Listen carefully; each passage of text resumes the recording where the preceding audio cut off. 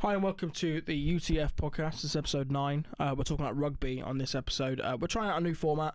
If you want to know more about that, we've got a video about football, just exclusively football. If you want to check that out, we explain a little bit what we're doing in the first sort of 5-10 minutes. Well, not 5-10 minutes, that's almost the whole video. So basically it's just going to be shorter and more specific on different topics. So this one's about rugby. So do you want to kick us off? Yeah, well, if we want to talk about obviously the Champions Cup, I know maybe we were a week late, but we couldn't manage to do it over the last week. So I just want to talk about the quarterfinals. Obviously, my team managed to beat La Rochelle, so we're now in the semis. Leinster beat Saracens, obviously no English hope anymore, and Racing beat Clermont away, which was a good result for the French team. And Munster obviously beat Toulon in a very close game, won by a point. So we just want to talk about stuff like that, talk about the semi-finals, our thoughts, and hopefully you'll all enjoy it. So we'll start with the Scarlets, I think. Obviously, my team. I was there at the game. Brilliant. I was working. Shove. I was actually working for the Scarlets actually for that game. I was on my experience there. So I was with a media officer, which I want to say a big thank you. You did work experience there. Yeah. So I was helping the media officer. So I would say thank you to Scarlets and Neris, the media officer, for that week. It was a great experience. I was in the gantry for the game, and the atmosphere was incredible. Parks, I've now obviously I think that's the first time, or even the second or third time I think. Park Scarlets has been sold out. They even had to add extra seats in. I think it was 900 extra seats we had in front of the stands. It was it was a great experience. The crowd were great. The players outstanding. Probably not even our best performance, but we done enough. And it was a really good. Yeah, it was just obviously we haven't been in a quarterfinal or semi-final for 10 years, 11 years, knockout stages. So it's good to give the fans and something that we can be proud of, and obviously try and make the double this year. We're still hoping to win the league back to back, and obviously now we're in the semi-finals of the Champions Cup. So, do you think you will? Have you got much hope that that's a possibility? Yeah, it's difficult because we got Leinster in the semi-final.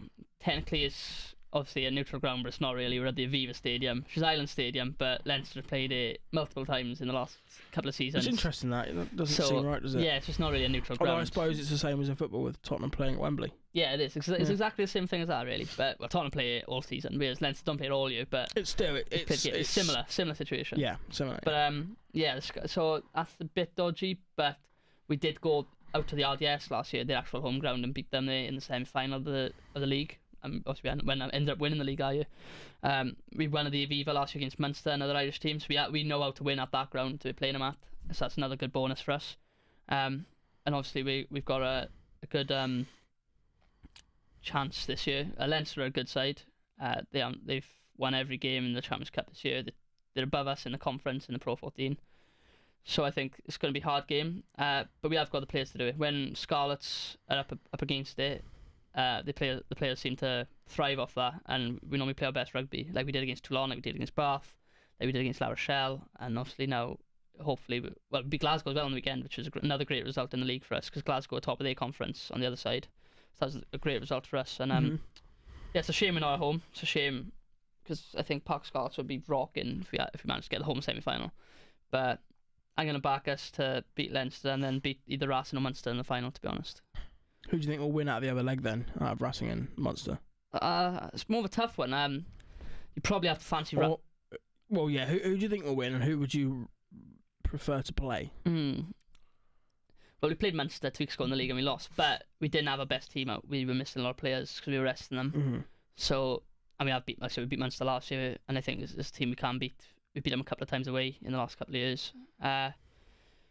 So it's going to be... I think I'd probably have to back Racing for a couple of reasons. One, they've got a huge strength in depth. They're in a good season in the top 14 in the French league. They've got quality players, people like Dan Carter, who only starts on the bench as well. So you've got people like that on the bench to come off and put performance in. It's great for them. And also it's in Bordeaux in France, so they're probably going to have more of the support as well. So I think that for a few reasons I'd probably back Racing, but you can never count Munster out.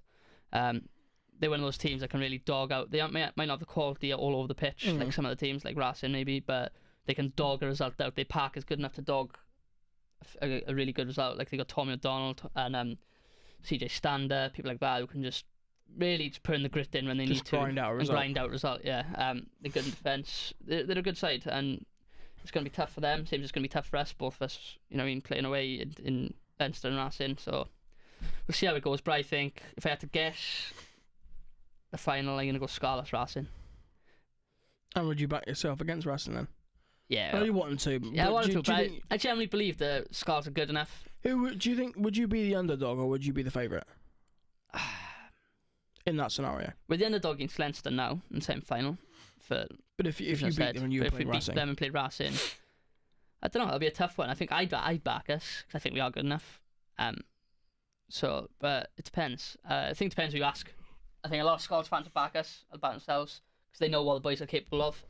We've showed that a lot this season, but Leinster. But it's tough on it's tough on Racing really, because they are a good side. I think they're second in the top 14 or first maybe. So they are a very good side. It'll be interesting to see. What I wanted to ask you as well is obviously Leinster, who we spoke about, we go next, beat Saracens, eliminating England's last hope in the Champions Cup this year. How do you feel about that? Well, as a rugby diehard, I'm absolutely outraged. We should have done better this season. All the teams, absolutely disgraceful. As a casual rugby fan, it doesn't bother me too much. But it is interesting to see. It's not great, is it? It's not great. Because everyone always says, but obviously how good the Aviva is, and how much better is the Pro 14. But the Six Nations. But then again, we've had this competition before. Conversation. Sorry. But we say, but not just showing in the Champions Cup this year, but it's also shown in the Six Nations. The top 3 teams, Ireland, Wales, Scotland, shown again. So why do you think that is though? Why do you think the English teams are struggling this year so much? Don't know. It's a tough one to unravel, really. Because a lot of people are saying about the Lions and they're not getting the rest they need because obviously the Irish players, the Welsh players, it could be that. Get a bit more rest. But do you really think that's? I mean, not really. Not this level. I mean, I guess rugby's a more physical game than an awful lot of sports. So in a way, adequate rest is important. You need to be able to recover properly. And if they're not getting that, then it could be affecting the way they play. But people at the top level of the game would expect to perform regardless of circumstance.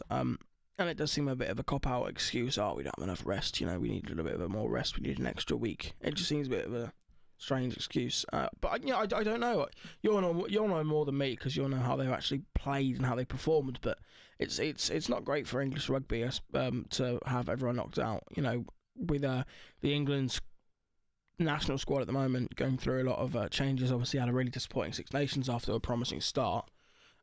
It's definitely the time before the World Cup that we start blooding in some new players and changing up some of the squad. And it's not great if on the continental stage, clubs are just not performing. It's not great.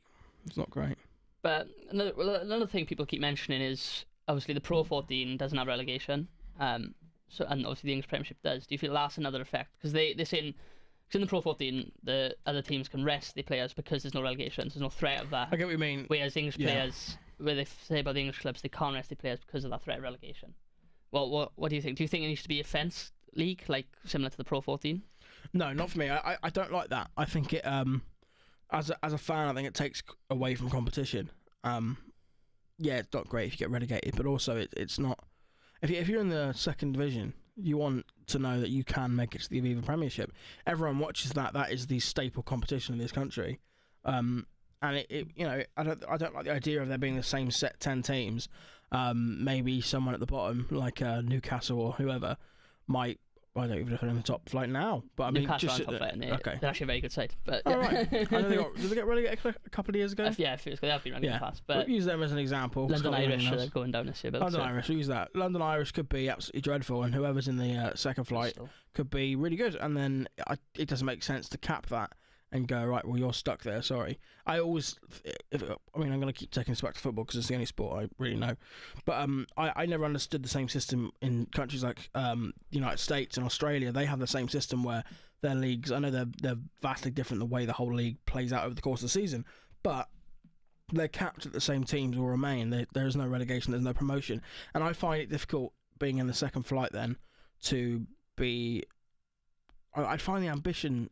and the drive tough to find. There's normally an application process you can do it, but also with the Pro 14, for example, they're not clubs. They're not clubs, but there's more like the Welsh teams are regions. There's 4 regions, so there's a Premiership in Wales, and obviously teams give players to those regions. If that makes sense. Okay.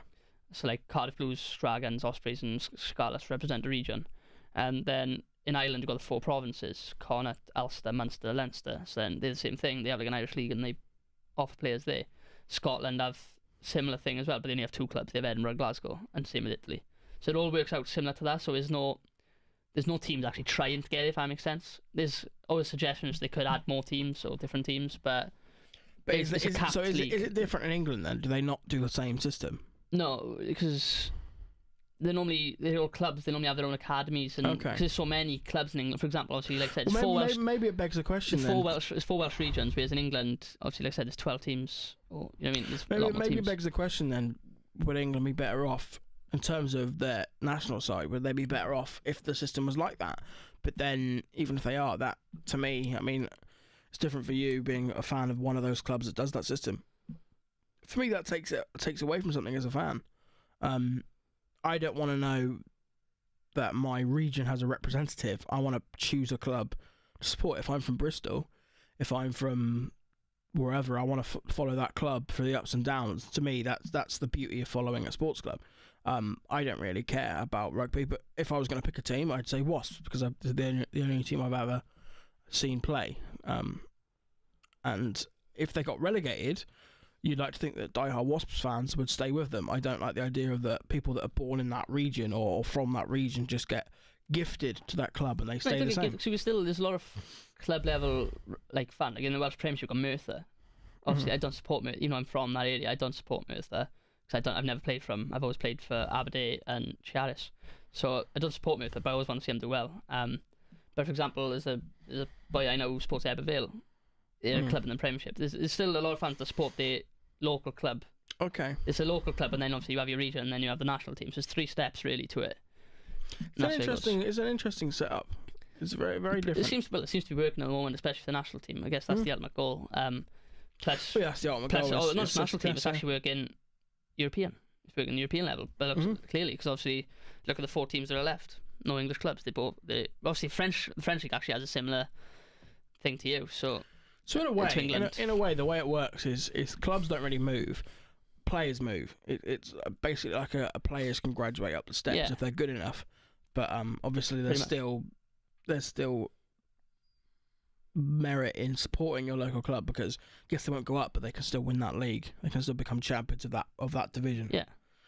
So I get it. When you explain it that way, it makes more sense. It does allow you to rest players as well. Like I said, that's English people moaning if they say they can't because of relegation. But surely the top teams in the English Premiership, well, they say they can't rest them because no one else does. So like, say you are second in the league and you're fighting. Apologies for yawning again. Fighting for the league, and you face someone who's bottom, and they're playing the strongest team, and you play a weakened team. You're going to lose, and then obviously you're costing yourself a chance to try and obviously get to first. Do you know what I mean?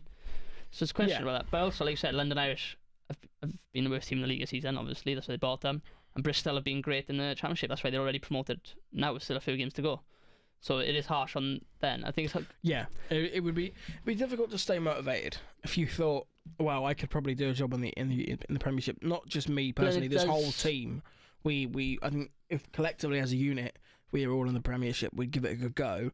But you can't get there because you're not allowed. Then it does seem that is also the same teams that keep going up and down. Really, do you know what I mean? So I think there is talk. You could maybe ring fence it, but put the league up a little bit, a couple of teams. So add the teams that normally keep going up and down. Okay, and so expanding the league teams. And making it, then ring fencing it. So maybe add in Bristol and Yorkshire to the. Yeah, but even then, whoever is left in the second flight will then naturally be the best team in that division. So they'll strengthen year after year, and they'll get to a point where they'll think, right, well, now we are winning this league every year. Why can't we go up? Then that's, I think, where the application process comes in, and you should be able to maybe apply for it. Because there's not regions in England, there's regions in Wales, so it's different. It's a bit weird, because I think it's a good discussion, probably more we can have in future as well. All back onto the Champions Cup thing. Were you back in out of the last 4? Was there any standouts to you? Well, I mean, probably Leinster, because they're the strongest side, aren't they, going into it? Yeah, with their league position and their performances this season, they're probably the strongest side going into it. you'd think they would win it. Plus the advantages they have, like they played in the Viva before. Yeah. They'll play it again. They went 6 from 6 in the group stage. Only team to do that this year. They've obviously not lost in the Champions Cup. I think they've only lost like twice in the league. They're above us in the conference. So yeah, I completely agree with you. Leinster on paper probably should win it. But I'm going to back Scarlets, obviously, as I should. Thought you might. Yeah. Is there anything else you want to add? Anything we said? Not that I can think of. Unless you have anything else you want to. No, not be much rugby. Not much to say about rugby really, other than this and basically Champions Cup, and obviously the league still going on, and hopefully Scarlets go Edinburgh again, can win that, and guarantee a home playoff spot. So that'd be good for us.